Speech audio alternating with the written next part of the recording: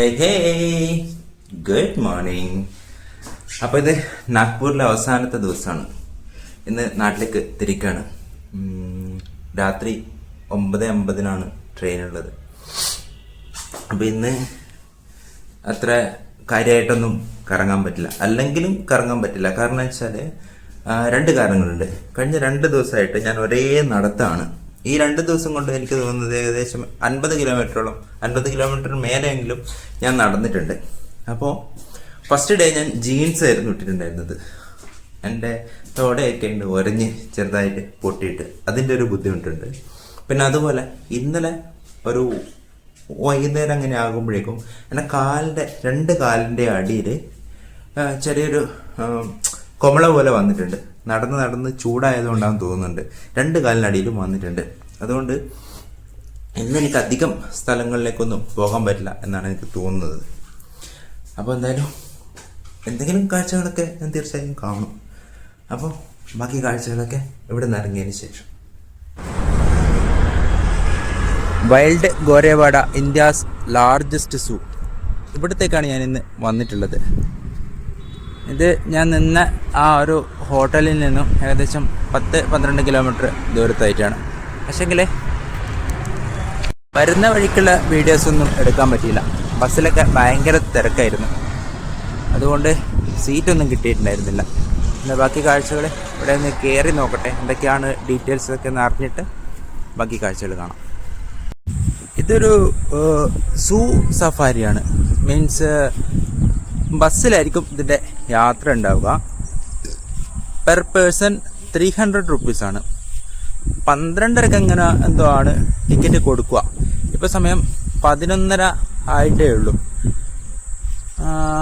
ഇതിൻ്റെ തൊട്ടപ്പുറത്ത് കുറച്ചപ്പുറം മാറിയിട്ട് ഒരു ജംഗിൾ വൈൽഡ് സഫാരി ഉണ്ട്. അത് ജിപ്സിയിലാണ്.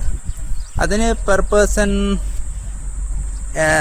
600-800 അങ്ങനെ എന്തോ ആണ് ആ സെക്യൂരിറ്റി അവിടെ നിന്ന് പറഞ്ഞത്. അവർക്ക് തന്നെ കറക്റ്റ് ഒരു അറിവില്ല.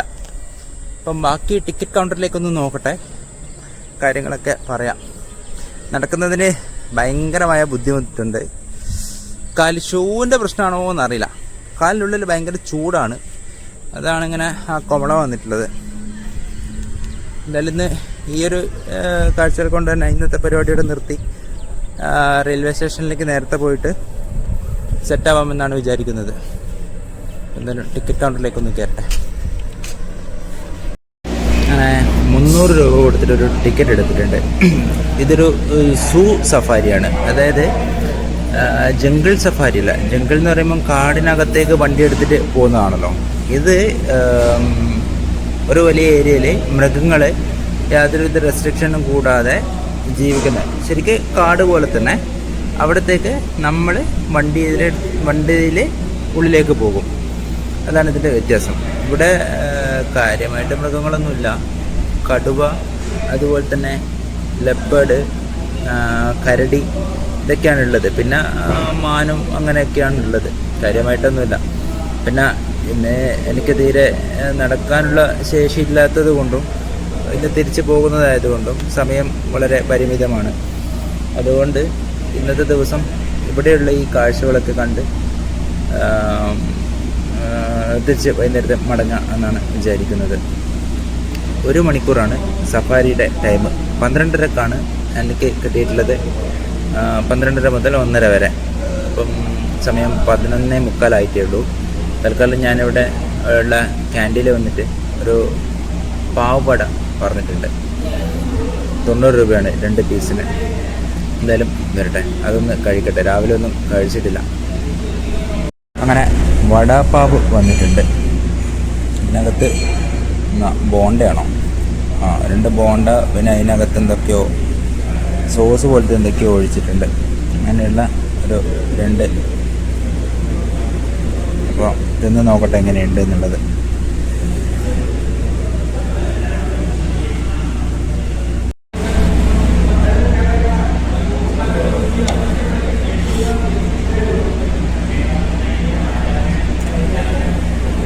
ഭയങ്കര ചൂടാണ്. ഇത് നമ്മുടെ നാട്ടിലുള്ള ബോണ്ട. ബന്നിൻ്റെ ഉള്ളിൽ ബോണ്ട വെച്ചിട്ട് പിന്നെ എന്തോ ഒരു സോസോ അങ്ങനെ എന്തോ ഒഴിച്ചിട്ടുള്ളൊരു സംഭവം. അതിൻ്റെ കൂടെ ഒരു കീറ് പച്ചമുളക് ഇട്ടിട്ടുണ്ട്. വലിയ പുതുമയുടെ സാധനമൊന്നുമല്ല, എന്നാലും വിശപ്പിന് ഇത് മതിയാവും. അങ്ങനെ നമ്മുടെ സൂ സവാരി ആരംഭിക്കാൻ പോവുകയാണ്. ബസ്സിലേക്ക് വലിയൊരു തിരക്കൊന്നുമില്ല. ഒരു 28 പേർക്ക് ആൾക്കാർ വന്നുകൊണ്ടിരിക്കുന്നുണ്ട്. ഇതോ ഭാഗ്യത്തിന് വിൻഡോ സീറ്റ് തന്നെ കിട്ടിയിട്ടുണ്ട്. അപ്പോൾ കാഴ്ചകളൊക്കെ കാണാം. ഇതെൻ്റെ ആദ്യത്തെ ഒരു അനുഭവമാണ് ഓപ്പൺ സൂവിലൂടെയുള്ള സഫാരി. മറ്റ് കൂട്ടിലിട്ട മൃഗങ്ങളെയൊക്കെ അല്ലേ നമ്മൾ കാണാറ്. കടുവനൊക്കെ ഇങ്ങനെ പുറത്ത് ശരീരവിഹാരം നടത്തുന്നത് കാണണം നിനക്ക് പണ്ടേ ഉണ്ടായിരുന്നു. അതുപോലെ കാട്ടാനാണ് കാട്ടിൽ വെച്ച് കാണുന്നുണ്ട് രാത്രി. എന്തായാലും കടുവ ഭാഗ്യമുണ്ടെങ്കിൽ കാണാം. 70 മുതൽ 80% വരെ മൃഗങ്ങളെ കാണാനുള്ള ചാൻസ് ഉണ്ട് എന്നാണ് ഇവിടുന്ന് അറിയാൻ കഴിഞ്ഞത്. എന്തായാലും നോക്കാം.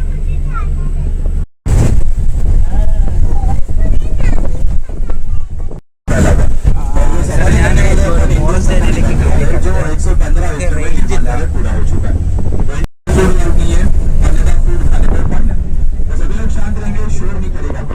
क्योंकि अगर आप लोग शोर करते हो तो जो वाइब्रेशन जो बाहर जाती है वो एनिमल को डिस्टर्ब करती है, इसलिए कोई भी शोर नहीं करेगा।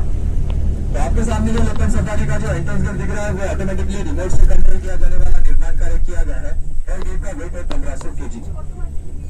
और नीचे देखिए टायर बात बनाया गया है जिसमें जो रेड कलर का जो पानी दिख रहा है ना, ये पोटेशियम पर मैग्नेट डाला गया है कि कोई भी तरह का वायरस सफारी में नहीं जाना चाहिए, इसलिए।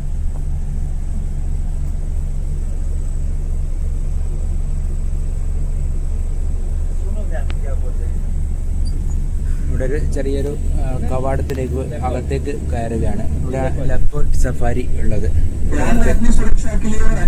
പുലികളെ കാണാം എന്നാണ് പ്രതീക്ഷിക്കുന്നത്.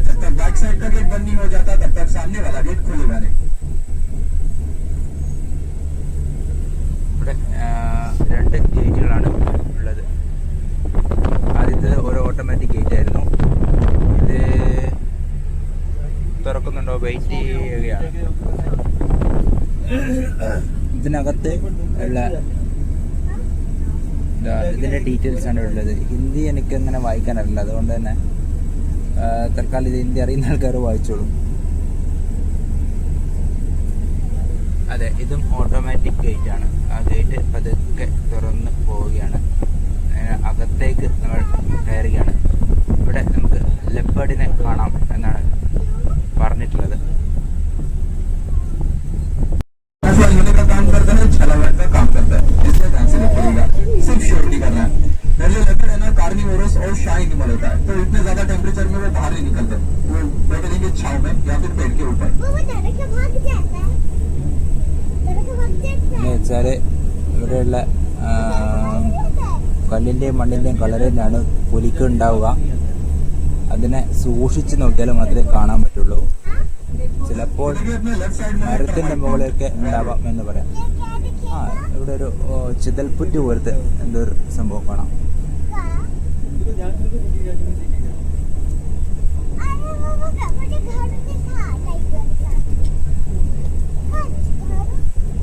പുലിനെയും കടുവേനെയൊക്കെ കാണണേ എന്ന്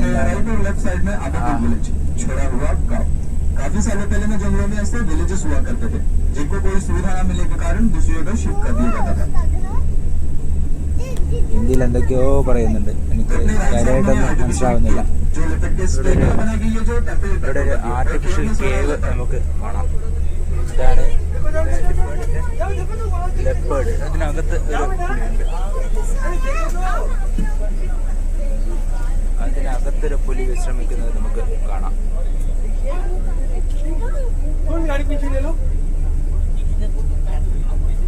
അത് ജീവനുള്ള ഒരു ലെപ്പേർഡാണ്. ആർട്ടിഫിഷ്യൽ കേവിനകത്ത് ഒരു ജീവനുള്ള ലെപ്പേർഡ്. ആർട്ടിഫിഷ്യൽ കേവാണ്. എന്തായാലും വന്നത് വെറുതെ ആയില്ല.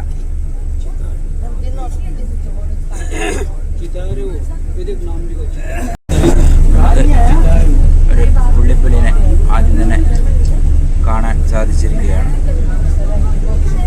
വളരെ ശാന്തവാനായ ഒരു പുള്ളിപ്പുലി. അങ്ങ് ദൂരെയൊക്കെ നമുക്ക് ഈ ആർട്ടിഫിഷ്യൽ കേവുകൾ കാണാവുന്നതാണ്. ഇതിനകത്തൊക്കെ ആയിരിക്കാം ചിലപ്പോൾ മൃഗങ്ങൾ വന്ന് കിടക്കുന്നത്.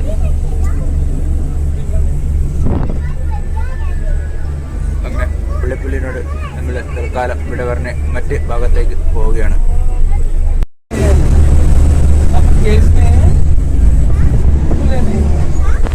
ഇത് ഒരു നല്ലൊരു എക്സ്പീരിയൻസ് ആയിട്ടാണ് എനിക്ക് അനുഭവപ്പെടുന്നത്. കാരണം മൃഗങ്ങൾ ഇവിടെ ശരീരവിഹാരം നടത്തുന്നുണ്ട്. നമ്മളാണ് ബസ്സിൽ യാത്ര ചെയ്യുന്നത്. ഇവിടെ ഇതൊരു മാനോ എന്തോ മ്ലാവോ എന്തോ ആണ്. അതിൻ്റെ ഒരു ഒറിജിനല്ല, അതൊരു മാൻമെയ്ഡ് ആയിട്ടുള്ളൊരു സംഭവമാണ്. ഇത് കേവ് അല്ല, ഇത് വാഹനങ്ങൾക്ക് പോകുവാൻ വേണ്ടിയിട്ട്. ഇതിനകത്ത് ചിലപ്പോ ഇവിടെ ഇതായിരിക്കുന്നു രണ്ടെണ്ണം. നാല് പുലികളാണ് ഇവിടെ ഉള്ളത്. 4 പുലികളാണ് നമുക്ക് ഇവിടെ കാണാൻ സാധിക്കുന്നത്. 1, 2, 3 എണ്ണത്തിനെ ഞാൻ കണ്ടു. ഒന്ന് ബാക്കി എവിടെയോ ഉണ്ട് എന്നാണ് പറഞ്ഞത്. 4ാമത്തേത് അവിടെയാണ്. 1, 2, 3, 4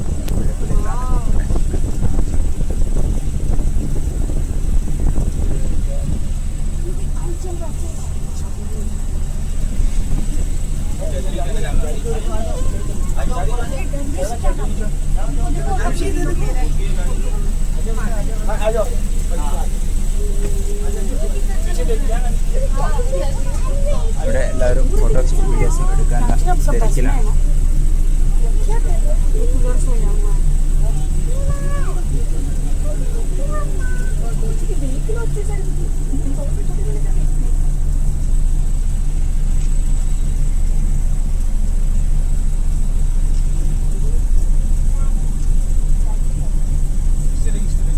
എന്തായാലും 300 രൂപ കൊടുത്ത് വന്നത് വെറുതെ ആയില്ല. ഏറ്റവും നല്ല കാഴ്ചകൾ തന്നെ തുടക്കത്തിൽ തന്നെ. നടക്കുന്നത് എന്താണെന്നൊന്നും അറിയാത്ത ഒരു ചെറിയ കുഞ്ഞ്.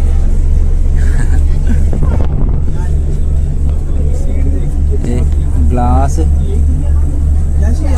നമുക്ക് മുന്നിൽ നിൽക്കുന്ന ആളുടെ വ്യൂവും കൂടിയാണ് കിട്ടുന്നത്. എന്തായാലും നല്ലൊരു അനുഭവമാണ് തുടക്കത്തിൽ തന്നെ കിട്ടിയിട്ടുള്ളത്. വണ്ടി മുന്നോട്ട് പോകുമ്പോൾ പേടിച്ചോടുന്ന പുള്ളിപ്പുലി വളരെ ആംഗ്രി മൂഡിലാണ് നോക്കുന്നത്.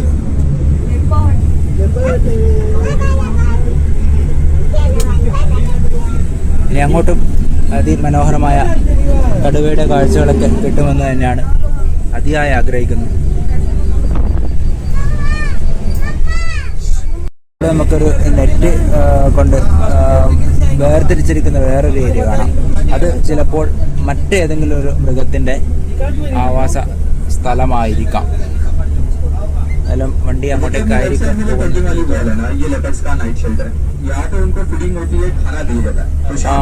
അവിടെ കാണുന്നതാണ് രാത്രി ലെപ്പേർഡ് ഇവിടെയാണ് വന്ന് താമസിക്കുന്നത് എന്നാണ് പറഞ്ഞത്.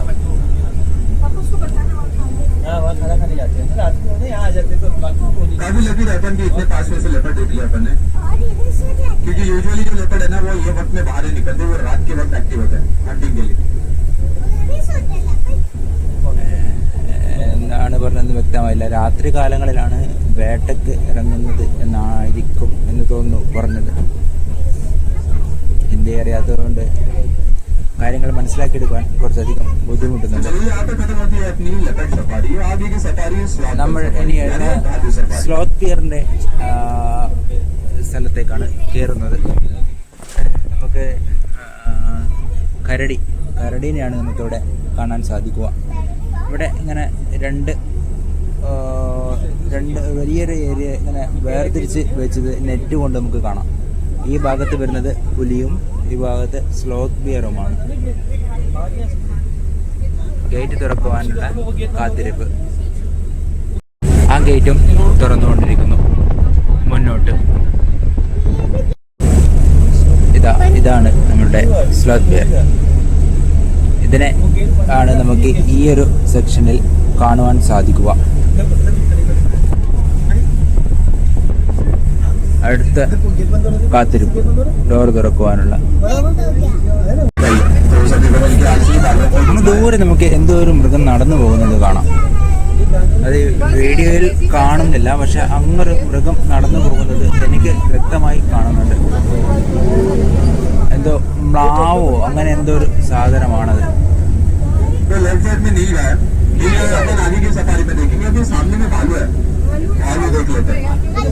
ബാലു, അതെ, കടുവ അല്ല, സോറി, കരടിനെയാണ് നമ്മൾ തേടി പോകുന്നത്.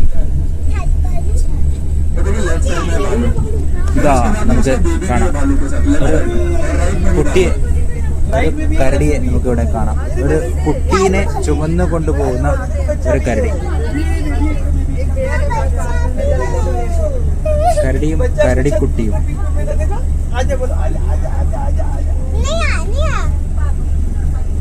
ഇങ്ങനെയാണ് കരടി കുട്ടികളെ കൊണ്ടുപോവുക.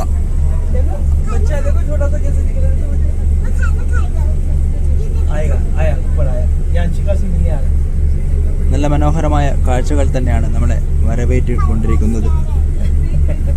അത് ബസിന്റെ പിറകിലേക്ക് പോയിരിക്കുന്നു. ഇനിയും ഉണ്ടാവാം. അത് ബസ്സിനെ വലം വെക്കുകയാണെന്ന് തോന്നുന്നു. ഇവിടെ നമുക്ക് മറ്റൊന്നിനെ കൂടെ കാണാം. ഭക്ഷണം കഴിച്ചുകൊണ്ടിരിക്കുകയാണ്. ബസ് വന്നപ്പോൾ ബസ്സിനെ മറികടക്കാൻ വട്ടം കറങ്ങി വന്നതാണെന്ന് തോന്നുന്നു.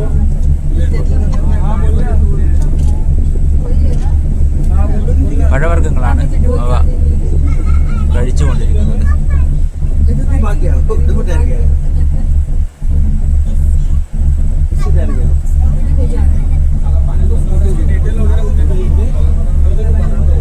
കരടിയാണെന്ന് തോന്നുന്നു. അതിന് മറ്റേ കരടിനേക്കാളും നല്ല വലിപ്പവും തടിയും ഉള്ളതായിട്ട് തോന്നുന്നുണ്ട്.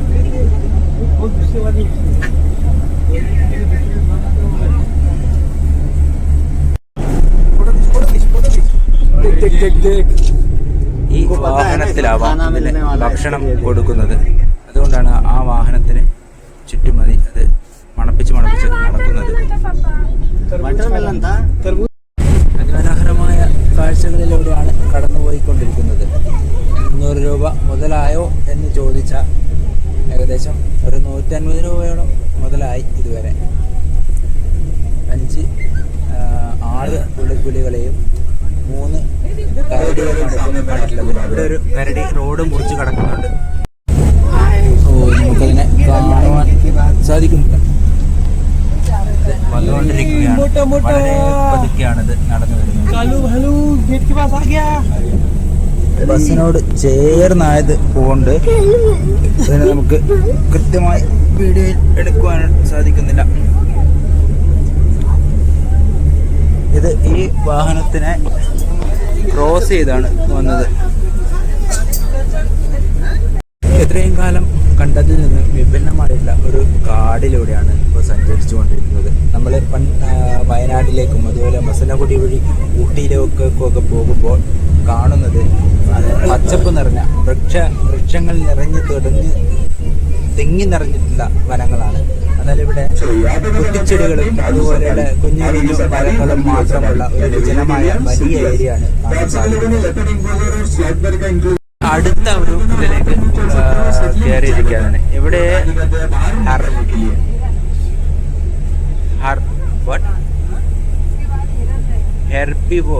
ഹെർബിവോസ് സഫാരി, അങ്ങനെ എന്തോ ഒരു സഫാരിയാണ്. എനിക്ക് അവിടെ കുറച്ച് മാനുകളെയാണ് അതിൻ്റെ കൂടെ വെച്ചിട്ടുള്ള ഫോട്ടോ. ഏതോ ഒരു വിഭാഗത്തിൽപ്പെട്ട മാന്, ഹെർബിവോസ് അങ്ങനെയാണ് അതിൻ്റെ ഉച്ചാരണം. നമുക്ക് നാടൻ മാനുകൾ എന്ന് വേണമെങ്കിൽ പറയാം. അവിടെ ഉള്ള ഫോട്ടോ കണ്ടിട്ട് പൊതുവേ കാണപ്പെടുന്നൊരു മാനിനെ പോലെയാണ് തോന്നുന്നത്. എന്തായാലും നോക്കാം. ഇവിടെ പക്ഷെങ്കിൽ വ്യത്യസ്ത തരമായിട്ടുള്ള ആനകളുടെ ഡീറ്റെയിൽസുകളൊക്കെ ഇവിടെ കൊടുത്തത് കാണുന്നുണ്ട്. ഇത് എല്ലാം ഇവിടെ ഉണ്ടോ അല്ലെങ്കിൽ ഏതെങ്കിലും ഒന്നാണോ എന്താ അറിയില്ല. പലതരം മാനുകളുടെ ഫോട്ടോകൾ വെച്ചിട്ടുണ്ട്.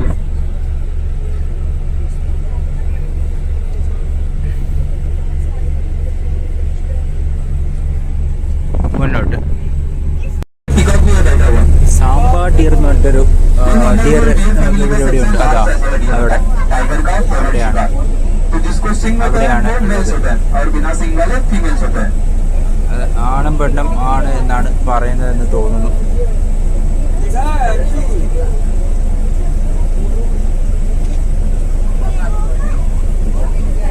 കയറി വന്നപ്പോൾ തന്നെ അതിനെ കണ്ടിരിക്കുകയാണ്. അവിടെ കുറച്ചധികം മാനുകൾ. എന്ത് തരം മാനാണെന്ന് അറിയില്ല. ഇവിടെ ഇതാ നമുക്ക് സൈഡിൽ തന്നെ ഒരു ചെറിയ രണ്ട് മാനുകൾ മുളങ്കാടിന്റെ ഉള്ളിലായി കിടക്കുന്നത് കാണാം.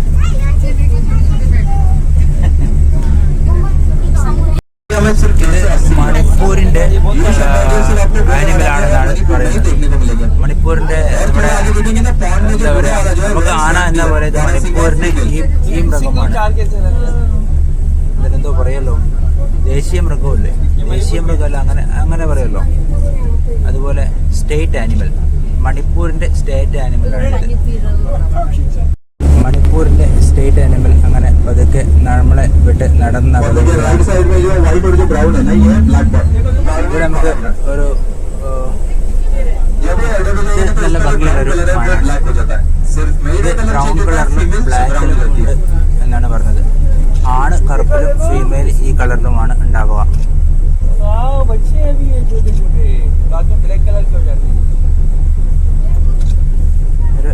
ഈ പോണ്ട് എനിക്ക് തോന്നുന്നത് മനുഷ്യനിർമ്മിതമായിട്ടുള്ള ഒരു തടാകമായിരിക്കും.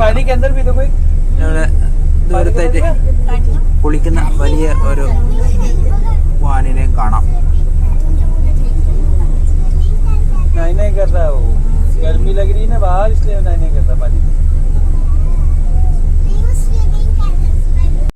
ഇവിടെയുള്ള ചൂടിന് ഈ വെള്ളമൊന്നും മതിയാവില്ല.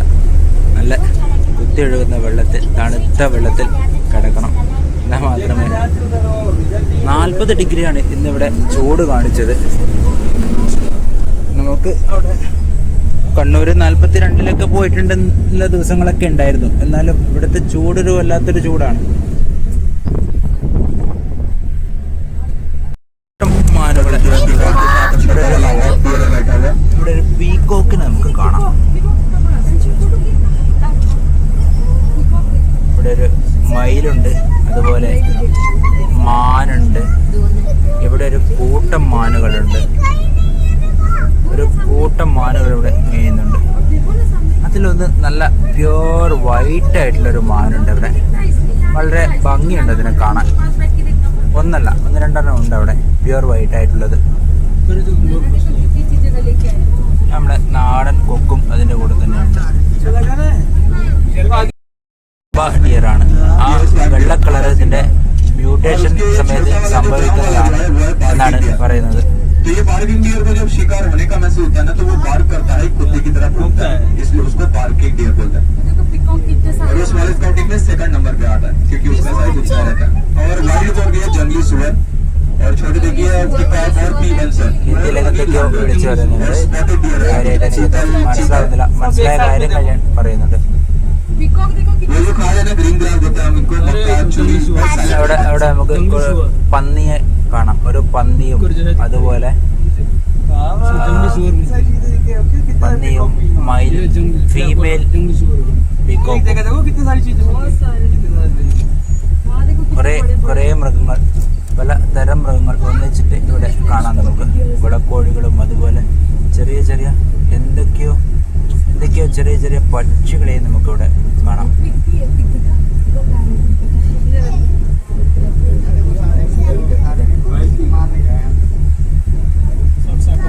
ഇതൊക്കെ നമ്മുടെ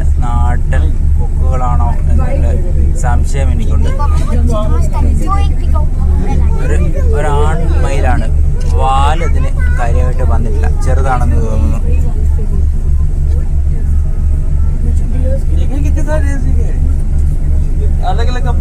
ഇവിടെ വിശ്രമിക്കുന്ന മാനിന് നല്ല ഭംഗിയുള്ള കൊമ്പുകൾ. ഈ ഭംഗിയുള്ള കൊമ്പുകൾ വീടുകളിൽ ഭംഗിക്ക് വെക്കാൻ വേണ്ടി ഇതിനെയൊക്കെ ഹണ്ട് ചെയ്ത് ആളുകൾ വേട്ട നടത്താറുണ്ട് എന്നാണ് അയാള് നമുക്കുള്ള ഗൈഡ് വിളിച്ച് പറഞ്ഞത്. ഇവിടെ നമുക്ക് അതേ മാനിനെ കാണാം. ഭക്ഷണമൊക്കെ കഴിച്ചുള്ള വിശ്രമത്തിലാണ് ആശാൻ. ഇതിന് ഒരു കളർ വ്യത്യാസമുണ്ട്. നമുക്ക് ആണിനെയും പെണ്ണിനെയും കാണാൻ സാധിക്കുന്നുണ്ട്.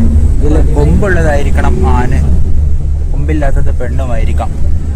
അങ്ങനെ ആയിരിക്കുമല്ലോ പൊതുവെ ഉണ്ടാവാറ്, അതുകൊണ്ട് പറഞ്ഞതാണ്, എനിക്കറിയില്ല. ഇതിനെ സ്പോട്ടഡ് ഡിയർ ആൻഡ് വോക്ബക്കർ ഡിയർ അങ്ങനെ എന്തോ ആണ് പറഞ്ഞിട്ടുള്ളത്. ഇതിൻ്റെ ശാസ്ത്രീയ നാമം എന്താണെന്നൊന്നും അറിയില്ല. ഈ മാനിന് കുതിരകൾക്കെല്ലാം ഉണ്ടാകുന്ന പോലെ കുഞ്ചിരോമങ്ങളൊക്കെ കാണുന്നുണ്ട്. ഇവിടെ നമുക്ക് വേറൊരു വലിയ മാന് എന്താണെന്നറിയില്ല, വലിയൊരു സാധനത്തിനെ കാണുന്നുണ്ട്.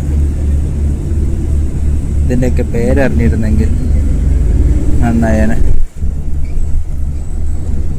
ഈ ഭാഗത്തെത്തിയപ്പോൾ കുറച്ചധികം മരങ്ങളൊക്കെ നമുക്ക് കാണാൻ സാധിക്കുന്നുണ്ട്. പക്ഷെ അധികം വലിയ ഹൈറ്റിൽ പോയിട്ടുള്ള മരങ്ങളല്ലെങ്കിലും ഇതൊക്കെ വെച്ചെടുപ്പിക്കുന്നതിൻ്റെ ഭാഗമായിട്ട് ഉള്ളതാണ്. നമുക്ക് നാട്ടിലൊക്കെ കാണാമല്ലോ, അങ്ങനെ നെറ്റ് കെട്ടിയിട്ട് അതിൽ മരങ്ങൾ വെച്ച് നടുന്നുണ്ട്. അതുപോലെ നമുക്കിവിടെ കാണാം. ഇത് ഇനി ടൈഗർ സഫാരിയിലേക്കാണ് കയറുന്നത്. ടൈഗർ സഫാരി ഇവിടുത്തെ അവസാനത്തെ സഫാരിയാണ്. അപ്പോൾ നമ്മൾ ഏകദേശം അവസാനിച്ചിരിക്കുകയാണ് നമ്മളുടെ ഈ ട്രിപ്പ്. ഏകദേശം 1 മണിക്കൂർ തന്നെ ആയിട്ടുണ്ട്. അങ്ങനെ ടൈഗർ സഫാരിയുടെ ഭാഗത്തേക്ക് കയറുകയാണ്. ഇത് ഇവിടുത്തെ അവസാനത്തെ സഫാരിയാണ്. ഇവിടെയുള്ള എല്ലാ കടുവകളെയും ഒന്നിച്ച് കാണാൻ കഴിയണേ എന്ന് ആഗ്രഹിച്ചുകൊണ്ട് ഇതിനകത്തേക്ക് കയറാം. ടൈഗറിന് കയറി കിടക്കുവാനുള്ള ചില സ്ഥലങ്ങളൊക്കെ പ്രത്യേകം കെട്ടിക്കൊടുത്തതായിട്ട് കാണാം. ഇവിടെ ഒരു ടൈഗറും ഒരു ടൈഗ്രസും ആണ് ഉള്ളതെന്നാണ് പറഞ്ഞത്. പേരെന്തോ പറഞ്ഞിരുന്നു, അതെന്നോട് വിട്ടുപോയി. പിന്നെ അങ്ങനെ 2 എണ്ണം മാത്രമേ ഉള്ളൂവെങ്കിൽ കണ്ടുപിടിക്കാൻ വളരെ വിഷമകരമായിരിക്കുമെന്നാണ് തോന്നുന്നത്.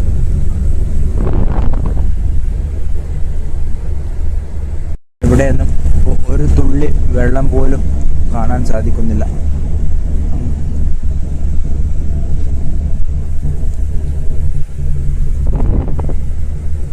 ഇവിടെ ഉണ്ടാവാനുള്ള ചാൻസ് ഉണ്ട് എന്നാണ് പറഞ്ഞത്. അതെ അതെ അതെ അതെ കടുവ വെള്ളത്തിൽ നീന്തുകയല്ല, കിടക്കുകയാണ്. ഈ ചൂട്ടത്ത് പിന്നെ കിടക്കുകയല്ലാതെ വേറെന്ത് ചെയ്യാനല്ലേ. ഒരു കടുവയാണ് ഇവിടെ ഉള്ളത്. എനിക്ക് തോന്നുന്നത് ഇത് ആൺകടുവയാണെന്നാണ്.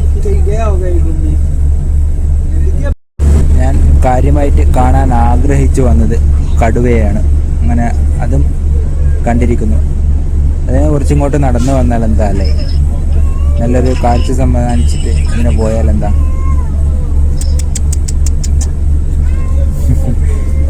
എവിടെ വരാൻ. ഇവരെ മൃഗങ്ങളെയൊക്കെ പറഞ്ഞ് സെറ്റ് ചെയ്തൊരു സ്ഥലത്ത് വെക്കുന്നതാണോ എന്നൊരു ഡൗട്ടുണ്ട്. കാരണം കയറിയപാടെ കൃത്യമായിട്ട് എങ്ങനെയാണ് ഇങ്ങനെ ഇങ്ങോട്ടൊക്കെ വരുന്നത്. ആനിമൽ എവിടെയാണുള്ളതെന്ന് കറക്റ്റ്, അതായത് എത്തുന്നതിന് മുന്നേ അവരൊരു ഹിന്റ് തരും, എവിടെ ഉണ്ടാവാനുള്ള ചാൻസ് ഉണ്ട് എന്ന് പറഞ്ഞിട്ട്. എന്നിട്ടാണ് നേരെ ഇങ്ങോട്ടേക്ക് വരും. ഇത് ടൈഗ്രസ് ആണെന്ന് തോന്നുന്നുണ്ട് കേട്ടോ, പെണ്ണാണെന്ന് തോന്നുന്നു.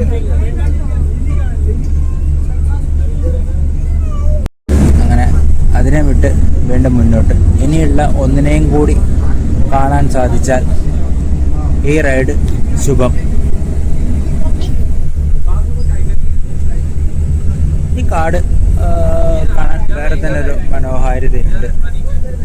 നിബിഡ വനങ്ങൾ മാത്രമല്ല, ഇങ്ങനെയുള്ള മരുഭൂമി പോലെയുള്ള കാടുകളും അതിമനോഹരമാണ്.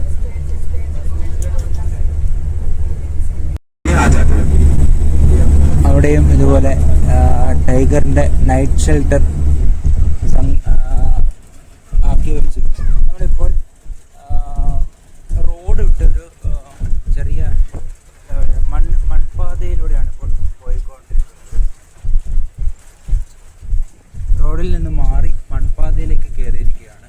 എനിക്ക് തോന്നുന്നത് ആ രണ്ടാമത്തെ ടൈഗർ അതിനെ അന്വേഷിച്ചുള്ള യാത്രയാണ്. അതിനെയും കൂടി കാണിച്ചിട്ടേ ഇവർ യാത്ര അവസാനിപ്പിക്കുകയുള്ളൂ.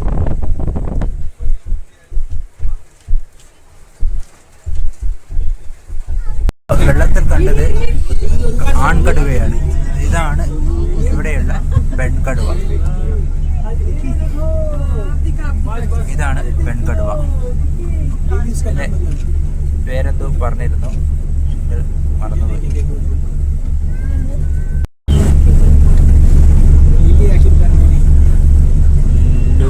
ലിലിയോ അങ്ങനെ എന്തോ ഒരു പേരായിരുന്നു ഇതിന് പറഞ്ഞിട്ടുണ്ടായിരുന്നത്.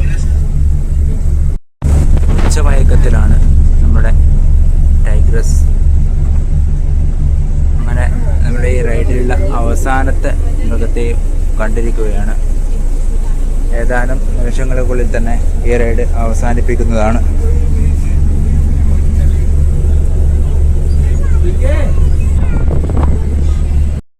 നമ്മുടെ റൈഡ് അവസാനിപ്പിക്കുകയാണെന്ന് തോന്നുന്നു. അദ്ദേഹം വണ്ടി ഇവിടെ ഇട്ട് തിരിക്കുകയാണ്. തിരിച്ചു പോകുമ്പോൾ നമുക്ക് ലെഫ്റ്റ് സൈഡിൽ ഒന്നുകൂടി ടൈഗ്രസിനെ കാണാം.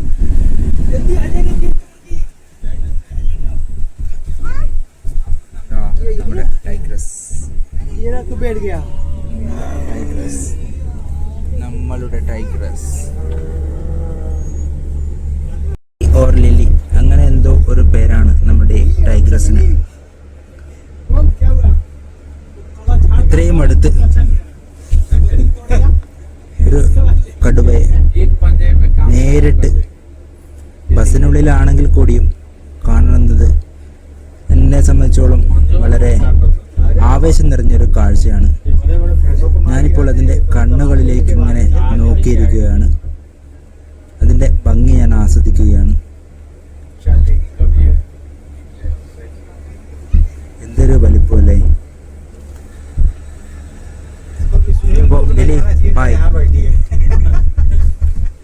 അതിൻ്റെ ആ വരകളും ഇതൊക്കെ എന്ത് ഭംഗിയാണ്. രാജ്കുമാർ ആൻഡ് ലീ എന്നാണ് ഇവിടെയുള്ള കടുവകളുടെ പേര്. എന്തോ എവിടെ നിന്നോ ഹണ്ടിങ് നടക്കുമ്പോൾ അവിടെ നിന്ന് റെസ്ക്യൂ ചെയ്ത് കൊണ്ടുവന്നതാണ് രണ്ട് കടുവകളെയും. അങ്ങനെ നമ്മുടെ സഫാരി അവസാനിച്ചുകൊണ്ടിരിക്കുകയാണ്. തിരിച്ച് അതേ വഴിയിലൂടെയാണോ അല്ലെങ്കിൽ മറ്റേ വഴി വേറൊരു വഴികളിലൂടെയാണോ അതേ വഴിയിലൂടെയാണെങ്കിൽ നമുക്ക് ആ പുള്ളിപ്പുലികളെ ഒന്നും കൂടി കാണാനുള്ള ചാൻസ്. കൃത്യം 1 മണിക്കൂറിൽ നമ്മുടെ സഫാരി അവസാനിച്ചിരിക്കുകയാണ്. വീണ്ടും തിരിച്ച് നമ്മൾ വന്ന ആ ഇടത്തിലേക്ക് തന്നെ എത്തിയിരിക്കുന്നു. അങ്ങനെ കൃത്യം 1 മണിക്കൂർ നീണ്ടു നിന്ന സൂ സഫാരി കഴിഞ്ഞ് പുറത്തേക്ക് ഇറങ്ങിക്കൊണ്ടിരിക്കുകയാണ്. ഇതൊരു പുതിയൊരു അനുഭവമായിരുന്നു. ഇതിപ്പം 100% ആയിട്ട് നമ്മൾ മൃഗങ്ങളെ കണ്ടു കഴിഞ്ഞു. 100% കണ്ടു കഴിഞ്ഞു. നമ്മൾ ഒരു മൃഗശാലയിൽ പോയി കഴിഞ്ഞാൽ അവിടെ നമുക്ക് മൃഗങ്ങളെ ചെറിയ കൂട്ടിലിട്ട് ആണ് കാണാൻ സാധിക്കുക. എന്നാൽ ഇവിടെ വലിയൊരു ഏരിയയിൽ തന്നെ മൃഗങ്ങളെ സ്വതന്ത്രമായിട്ട് ഉള്ള ഒരു സെറ്റപ്പാണ്. ഞാനിപ്പോൾ ഏകദേശം എല്ലാ മൃഗങ്ങളെയും കണ്ടിട്ടുണ്ട്. ഇപ്പോൾ വന്നപ്പോൾ ഇവരെന്നോട് പറഞ്ഞത് 70 മുതൽ 80% വരെ മാത്രം 70 മുതൽ 80% മൃഗങ്ങളെ കാണുവാൻ സാധിക്കുമെന്നാണ്. ഇവിടെ 2 കടുവകളാണുള്ളത്, ഒരാണും പെണ്ണും. പിന്നെ 6 പുള്ളിപ്പുലികൾ, പിന്നെ 5 കരടി, ഇങ്ങനെയൊക്കെയാണുള്ളത്. പിന്നെ കുറേ മാനുകൾ, പല വർഗത്തിൽപ്പെട്ട മാനുകൾ, അങ്ങനെയൊക്കെയാണ് ഇവിടെ ഉള്ളത്. എന്തായാലും പുതിയൊരു അനുഭവമായിരുന്നു. അങ്ങനെ വൈൽഡ് ഗോരവാഡ, ഇന്ത്യാസ് ലാർജസ്റ്റ് സൂ, ഇവിടെ നിന്നും ഇനി നേരെ റെയിൽവേ സ്റ്റേഷൻ ഭാഗത്തേക്ക് പോകുവാനാണ് ഞാൻ തീരുമാനിക്കുന്നത്. സമയം ഇപ്പോൾ 1:45 അപ്പോൾ രാത്രിയാണ് തിരിച്ച് നാട്ടിലേക്കുള്ള ട്രെയിൻ. ഇന്നിനി അധികം നടക്കുവാനൊന്നും ഞാൻ താല്പര്യപ്പെടുന്നില്ല, കാല് തീരെ വയ്യ. അതുകൊണ്ട് റെയിൽവേ സ്റ്റേഷൻ ഭാഗത്ത് എന്തെങ്കിലും ചെറിയ പാർക്കോ അങ്ങനെ എന്തെങ്കിലും ഉണ്ടെങ്കിൽ അവിടെ പോയി വിശ്രമിക്കാം എന്നാണ് വിചാരിക്കുന്നത്. എന്തായാലും ഇവിടെ നിന്നും അടുത്ത ബസ് പിടിക്കട്ടെ. ഇതാണ് ഗോരവാഡ സൂ ബസ് സ്റ്റോപ്പ്. എൻ്റെ പൊന്നുമക്കളെ, നിങ്ങൾക്ക് ഇവിടെ ഒരു ബസ് സ്റ്റാൻഡ് പണിതൂടെ, ബസ് സ്റ്റോപ്പ് പണിതൂടെ? ഈ ചൂട്ടത്ത് പൊരിയുന്ന വെയിലത്ത് നിൽക്കണമല്ലോ.